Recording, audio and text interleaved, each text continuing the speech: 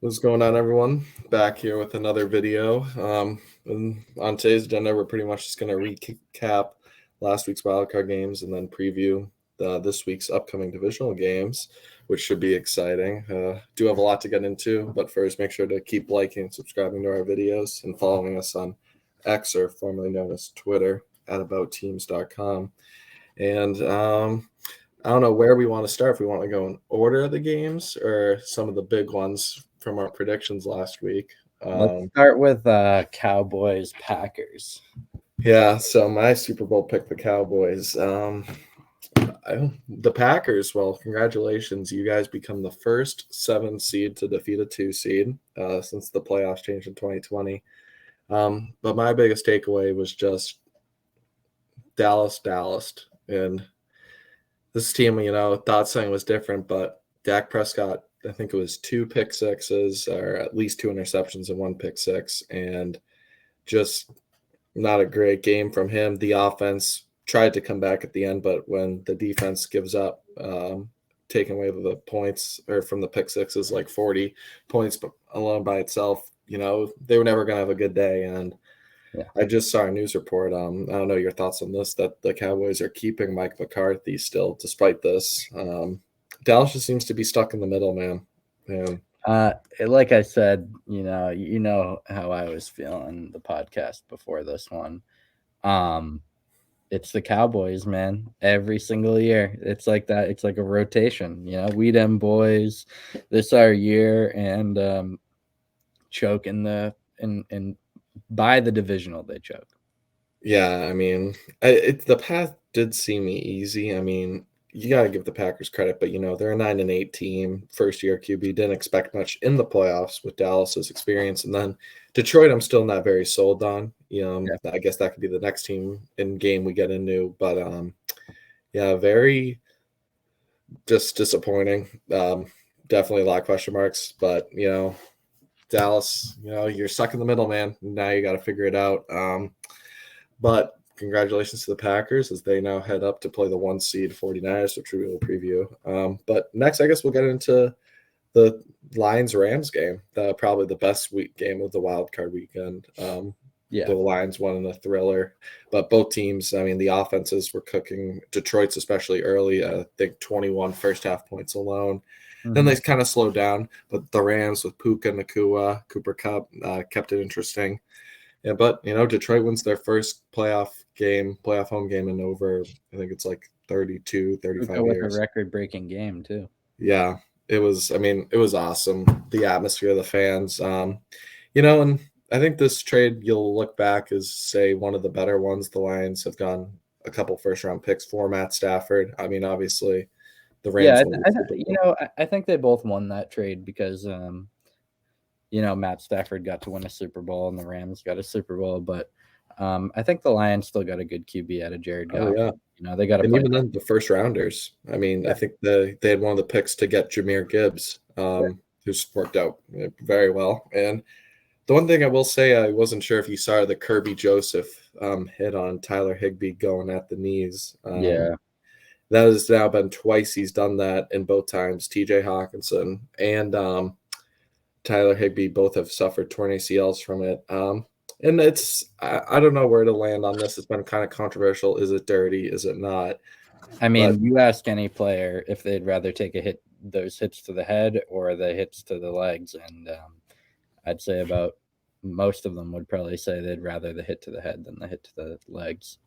Yeah, it's definitely going to have to be something that's going to be looked at this offseason, just because, I mean, you don't want people tearing their ACLs. So I'm not necessarily calling Kirby Joseph a dirty player, because I know with the rules it's kind of restricted. He's a big guy, and those guys are tough to take down if you tackle them where you're supposed to, But it'll definitely be something they'll have to address in the offseason.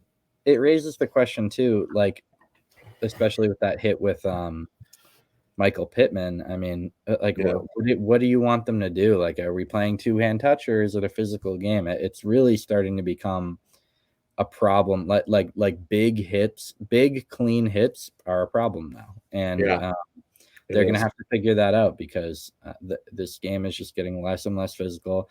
Players, I mean, Tom Brady made a good point. Players like Ray Lewis and Ed Reed and and Brian Dawkins like probably wouldn't exist in the league nowadays, or at least they wouldn't be as effective That's because true. you wouldn't throw it near them, or you would change your game plan a little more around that because you didn't want your players getting taken out of the game because they were that effective. Yeah, no, that's a good point. Yeah, that'll definitely be something they'll have to look at in the offseason with regarding the hits. And then I guess the next game we'll preview that we both got wrong was the Browns versus Texans or review. And the Texans, man, what a QB they have in CJ Stroud and Nico Collins. And once they get Tank Dell back, I mean, this team, young, one of the youngest teams in the league. Definitely. D'Amico Ryan's got that defense cooking. The Joe Flacco magic kind of just ran out of gas, and the Browns' number one defense didn't show up. I'll credit to the Texans, man. Better team won, and they're moving on. That was a weak performance by the Browns for sure. Yeah. Not impressed. Yeah, they definitely disappointed. And that's another team where you have Deshaun Watson come back next year, but is he going to be the one to put you over the hump? I mean, the running game will be better when Chubb comes back, but I mean, Joe Flacco looked better than Deshaun Watson most of this year, and Joe Flacco was 38 and was on his couch for most of it. Yeah, true. But yeah, should be. But congratulations to the Texans, man.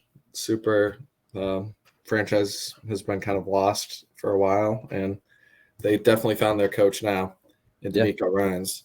And then I guess the next one we can kind of just skip by this one, but briefly talk about it was the Chiefs at Dolphins. Something I expected. I mean, the Chiefs were just the better team on paper. Patrick Mahomes in the playoffs. Tua, cold weather, Miami. Their offense will disappear on the road pretty easily, and they did. 7 points. Kind of got blown out, really. Definitely. I mean, I'm still not in love with this Chiefs team, but, you know, they had to take care of business, and you're not going to beat Kansas City in Kansas City with this Dolphins team. That maybe an off-season topic will be, is Tua the right guy for this team?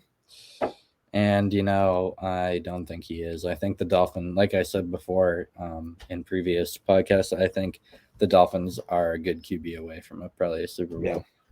Yeah. You know? Yeah, that'll be something. I mean, you don't want to think about it, but, you know, do you really want to pay Tua, or do you want to be able to? Are they paying him a lot, though? No. So I think I think they're thinking about contract extensions after this offseason. Right. So the question is, this offseason, do they sign him, or do they go a different way, bridge QB, or trade for one, or draft one, trade up? It'll be interesting because he definitely puts up the numbers, but kind of reminds me of like a Kirk Cousins type. Yeah, they're just going to be yeah, exactly. It's like the perfect example. I think they're just going to be stuck in a lull if they continue to because he has all the weapons in the world. Yeah. 7 points in a playoff game. I know Chiefs defense is pretty good, but that's not going to get it done. Yeah. And then another game we also got right. I mean, Bills, Steelers. Bills jumped on him early, and kind of Pittsburgh put up a little fight, but the Bills put it away at the end. Josh Allen took care of the ball. As long as they didn't turn it over a lot, this was their game to win. I don't think he threw an interception this game even. I don't think so either. So clean football, 14-point win. That's what happens when the Bills, that good of a team, just don't make stupid mistakes, and you're going to beat down on these teams. Good win for them. And then I guess the last game left is the Eagles versus Buccaneers, and I was wrong on this one. I thought Philly could rally for a week, but this is going to be the most interesting team to talk about in the offseason. I'm definitely beating you on picks now. Oh, yeah. I mean, this alone, just the Cowboys game and stuff. And then this one, the Eagles, though, just what do you do? What do you do? Do you stick with this head coach? Do you just make coordinator changes? Do you try and move off of Jalen Hurts as soon as you can? It was all that bad. They finished the year 1-7 after starting off 10-1, and they played teams like the Giants, the Cardinals, and even the Buccaneers that won the weakest division with a 9-8 record. They got I really don't like Nick Sirianni either. I think pretty boring coach in terms of play call. I mean, they thought they could get away with a lot of stupid, annoying plays for the entire season and into the playoffs, and it's just not going to happen. You know, you got to have good plays. nothing was dialed up, and No. it still amazes me. I think it just goes based on recognition when you have people like AJ Brown that the Eagles offensive coordinator is getting head coaching interviews, which I find ridiculous because he is nowhere near a head coach. And we saw how Shane Steichen of the Colts put Gardner Minshew in, won 9 games. How he was maybe the catalyst of that team, but I thought the Eagles could rally around Jason Kelsey and the just have one game left in them, but they Pretty got weak defensive performance too. I mean, oh yeah.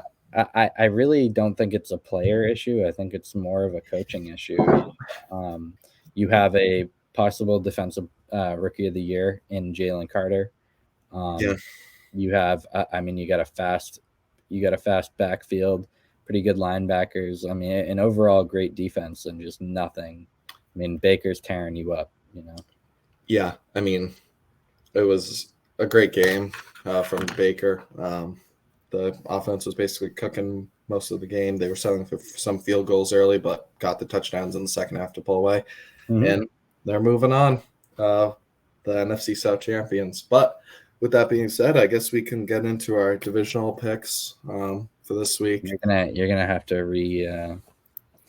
reconsider a lot, aren't you? Yeah, gotta go with your gut, man. The Yeah. Cowboys, you know, still, when you, I don't know, just disappointed me. I was I stunned. think I said last time we should have the recording in the middle between us. Yeah, we Right here of you being hire an editor to put that in there. it's their year. I thought it was, I just don't like Okay. going vanilla. I don't like going vanilla with the 49ers, Ravens. Got to mix it up. But I mean, my AFC champion is still alive. Yeah. But with that being said, I guess we'll move into the first divisional round game, where the Texans go to Baltimore. Houston dismantled the Browns, like we talked about. Baltimore, the 1 seed, been well rested, Mhm. and probably most likely the MVP with Lamar Jackson on their team. Mhm. If you want to start with this one, it's just going to be interesting. This forecast says snow, and it is snowing on the field right now. So I don't know if that will affect. But weather can sometimes in playoff games make it a little bit more fun and Yeah. closer than expected. Yeah, I'm gonna stick with my prediction here. I like the Ravens. I mean, it's probably the best Ravens squad we've seen in quite some time. And the Texans have played great. I think it'll be a great game, and the Texans could win it. I wouldn't be surprised, but um, I just think the Ravens are a little bit more advantaged here, and I think C.J. Stroud will learn a lot from the season. He's still a great player. Yeah. They still got a great young team that'll do well eventually, but I think the Ravens are a little more hardened veterans here. Yeah, I agree with you. I'm not going to switch up here. The Ravens, man, they've had a great season. Probably Zay Flowers has really ascended into that wide receiver 1-ish role with that, or even just a solid, really good receiver as a Mm-hmm. rookie that Lamar needed, and it's elevated his passing game. No doubt. Ravens defense, top 3 in the league this year. They've been great. I think I would actually take the Texans to cover the spread in this just because of how scrappy they are. It is Yeah. 9.5 spread for Baltimore. But I think the Ravens will win by a touchdown. Texans, I saw this on another podcast. When you're playing like the Texans to win the division need to win like their last like 2-3 games. They've been playing a lot of emotional football. And I think after that win, it's going to be a lot. I don't think they can continue it. It kind of wears you down. But, Yeah. I respect him. Great rookie start for CJ Stroud. Future's only bright from here with him once Tank Dell comes back, like we said. But yeah, I'll take the more experienced team in Baltimore in this one. Grab your Stroud rookie cards while you can. Yeah, or Nico Collins. Yep. And then I guess I'll end with tomorrow's second game. The Packers go to San Francisco to face the 1 seed Niners. Are we forgetting the Bills? They play Sunday. Uh, So just 2 games tomorrow, 2 games Sunday. Right.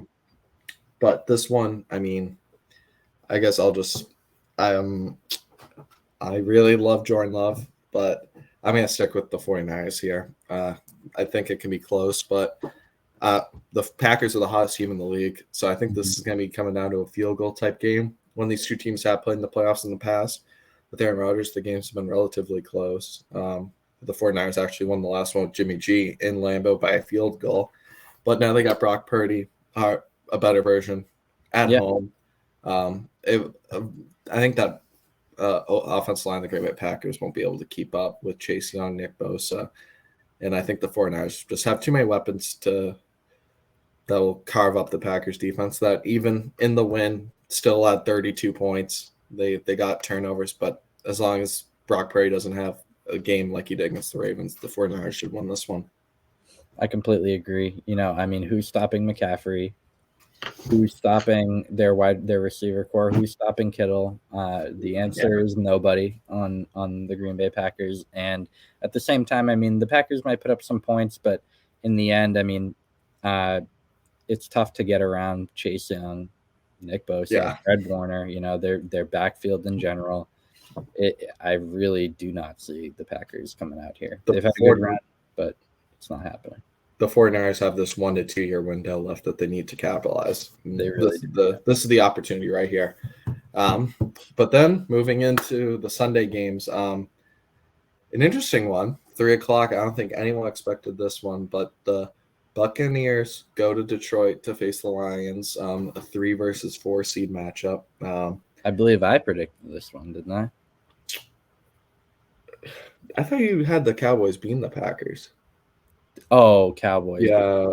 So you had the Cowboys Lions, and then you had Oh, I did? Yeah, just how the I was talking about I meant I had Buccaneers and Lions winning. Oh yeah. You but you did. I think just the way the seeding worked, the Buccaneers were going to play the 49ers. Something weird like that because the 2 seed, 3 seed. Yeah. But I guess if you want to start this one, this is an intriguing one for me. Lions, Buccaneers. I mean, this is really just a toss-up. Anybody could really win this. I think whoever comes in with more heart in this game will probably do well. I'm feeling the Lions, though. I know they'll be at home, correct? Yep, they will be at home in this one. Yeah, they'll be at home. There's a lot of energy. They just won their first playoff game in God knows how long. And I think Baker will have a good game still, but I think the Lions will just have that little extra bit of energy. I think they're a slightly better team too, in my opinion. So I think they're going to go a little further than I originally predicted. Yeah, I think just the way the seeing it broke out, Lions definitely are the better team in this one. But with that being said, I mean, I'm looking, and there's always an upset in the divisional round, and I got to pick one road team, man. And I think this one for me, Buccaneers. I mean, man, they've been red hot. They came down, snatched the NFC South away from the Saints and Falcons, and then just the way they looked last week, man, domination. I think the Lions defense is still not good. Doesn't impress me one bit. And I think Mike Evans and Chris Godwin will just have enough. It's going to be, I think, a shootout somewhat, but I trust Tampa Bay's experience more. Yeah. That they still have a lot of members a couple members from that Super Bowl team, and just these playoff teams in general. With they got quite a few. Vita Vea, Antoine Winfield, the linebackers too, Levante David, Devin White. Even though Devin White kind of stinks in coverage, but Godwin, Evans, they got a good. I think they'll just have enough. Give me this is like a Case Keenum 2017 Magic carpet ride for Baker Mayfield, man. Give it to me. I love it. So I'll take the Buccaneers just because I think we'll both be the way you've been talking about this Bills-Chiefs matchup. I guess I'll start, but I know who you're picking based on all our podcast episodes. I'm going to be going the Bills in this one. Just the better team. I think overall, Kansas City's offense, Patrick Mahomes played great. Rashid Rice is dangerous, but I mean, the Bills got the defense to keep up in the way.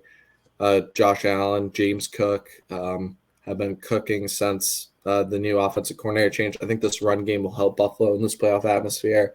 And I think Diggs and if Gabe Davis plays this week, will show up when they need to. So I like the Bills just to slightly. Kansas City. I know Patrick Mahomes will give him a game, but it'll be a great game like it usually is. Probably it'll be Mahomes' first road game in the playoffs. Yep. That isn't the Super Bowl. So Should be an Yeah, interesting and one, though. the only way I see the Chiefs winning this, and mark my words, we'll come back to this if it does happen. The only way the Chiefs win this is if there's a big controversial call that the Chiefs get that a lot of people disagree with. That's the only way. I swear to God, if the Chiefs win with no controversial calls or anything, I'll take it back. But I swear to God, if the Chiefs win, there will be some controversial call that would have. It has to be like, in the fourth quarter, though. I feel No, like it'll be like a fourth quarter. yeah, Like it can't be like first quarter. Like, oh, did he catch that? Did he not? Like, no, it won't be like that. yeah, It'll be like a game deciding. Like the NFL is like, hey, Chiefs, we need you yeah. to go I'm first. I'm excited though for this division round playoffs, and I mean it's a bunch of great teams, and definitely with the teams that have been eliminated, like the Cowboys and Eagles, there will be a lot of interesting stuff to talk about Totally. over the off season as we get closer, because we only have 3 weeks of football left, and really just like these last 2 weeks where there's more than one game. But yeah, is there anything else you want to touch on, or? Who you got in the Super Bowl now that your predictions have changed? Yeah, I'm still gonna ride the Bills. Bills, okay. The Bills, I mean, I picked them originally. I love Josh Allen, Stephon Diggs, that former Viking connection. So I'll take the Bills, and then probably, I'm probably just going to play it safe now and go with the team 49ers that I originally had before the Cowboys. But, wanted to make it interesting. I thought the Cowboys had the path to easily play the 49ers, but we know. We always do. But you got to remember next year to just take it with a grain of salt. Cowboys having a great season. They look great.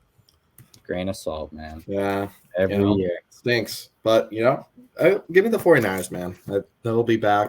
But then if I had to pick a Super Bowl champ, I mean, guess I'm going to go with the Bills. Yeah. I go team. underdog Bills, too, on that. Yeah, underdog story, because you can't pick the basic team to win unless it's the Chiefs. Because Mahomes will always be there. But with that being said, I guess they'll wrap up our podcast, and then we'll do a breakdown reaction of the games that should be exciting this weekend and get our AFC and NFC championship prediction previews out next week. Yeah. All right. Thanks for joining. Make sure to keep liking, subscribing to our videos. Peace out.